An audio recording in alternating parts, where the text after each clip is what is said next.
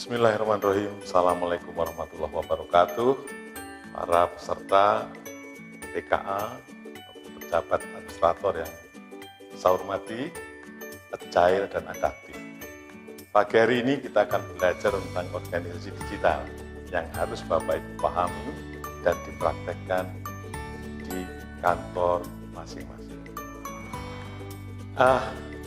Tujuan dari pembelajaran organisasi digital ini, yang pertama, setelah mengikuti pembelajaran, para peserta diharapkan mampu memahami konsep digital organization. Yang berikutnya, setelah mengikuti pembelajaran ini, peserta harus mampu menjelaskan konsep digital organization, dan yang berikutnya memahami proses penerapan digital organization. Nah, adapun substansi materinya, yang pertama tentang pendekatan organisasi digital, itu terdiri dari transformasi digital, yang kedua tentang kebijakan terkait dengan digitalisasi pemerintah. Berikutnya yang nomor 2 adalah konsep organisasi digital, itu terdiri dari komponen kunci organisasi digital, dan yang berikutnya tantangan pembangunan organisasi digital. Dan yang terakhir atau yang ketiga adalah praktek digital organization, terdiri dari hal yang perlu dilakukan menuju organisasi digital dan juga pembelajaran dalam penerapan organisasi digital. Nah, Bapak Ibu, yang harus kita pahami, mengapa ada yang melatar belakangi transformasi digital. Jadi yang pertama, karena adanya kehadiran internet. Yang kedua, ada munculnya serangkaian teknologi baru yang membuat transformasi ini harus diakselerasi dengan cepat. Yang berikutnya, tentu ada elemen penting yang mendorong. Apa itu? Revolusi industri 4.0, sehingga ada muncul teknologi yang telah cepat, ada IoT, ada robotik, ada big data, ada artificial intelligence, dan blockchain.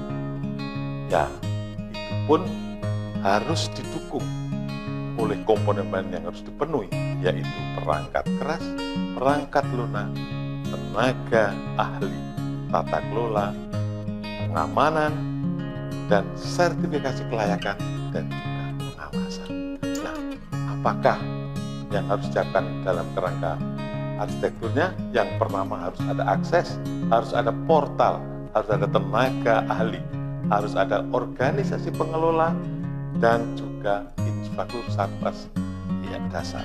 Nah, itu. Nah, bagaimana transformasi digital nasional? Kita tahu betul apa yang harus kita siapkan.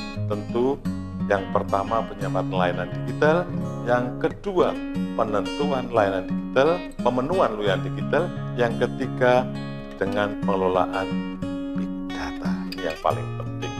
Nah, siapakah yang memanfaatkan? Semua organisasi termasuk pemerintah, ya, karena sekarang ada e-leadership, ada infrastruktur jaringan informasinya, ada pengelolaan informasinya, ada lingkungan bisnis, ada masyarakat, dan kita harus siapkan sumber daya manusia. Nah, bagaimana kebijakan strategi pemerintah?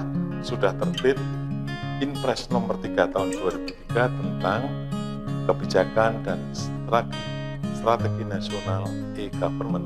Kemudian Perpres nomor 95 tahun 2019 tentang SPPE, dan juga peraturan pemerintah nomor 39 tahun 2019, yaitu Satu Data Indonesia. Dan yang terakhir, Undang-Undang nomor 11 tahun 2018 ITE, yang apabila kita keliru sangat berbahaya bagi diri kita sendiri maupun bagi instansi kita. Oleh karena itu, apa kunci keberhasilannya? Harus terukur. Apakah Bapak Ibu sudah siapkan SDM? Apakah Bapak Ibu sudah siapkan siapa pengelola? Kemudian bagaimana penganggarannya? Terus berikutnya, bagaimana praktek organisasi digital di lingkungan Bapak Ibu? Dan yang terakhir, tantangannya itu apa? Oleh karena itu, Bapak Ibu, pada pagi hari ini saya akan sampaikan pertanyaan kuis. Silahkan nanti dikerjakan. Bagaimana praktek organisasi digital di instansi Bapak Ibu? Apakah A. sangat optimal, B. sedang-sedang saja, C. belum sama sekali? Itu ya. Itulah Bapak Ibu pembelajaran kita pada pagi hari ini. Semoga Bapak Ibu yang agile dan adaptif ini mampu menerapkan teknologi, menjadikan organisasi digital yang hebat dan membawa organisasi di Bapak Ibu menjadi organisasi yang benar-benar mampu bersaing dengan negara-negara lain. Terima kasih. Wassalamualaikum warahmatullahi wabarakatuh.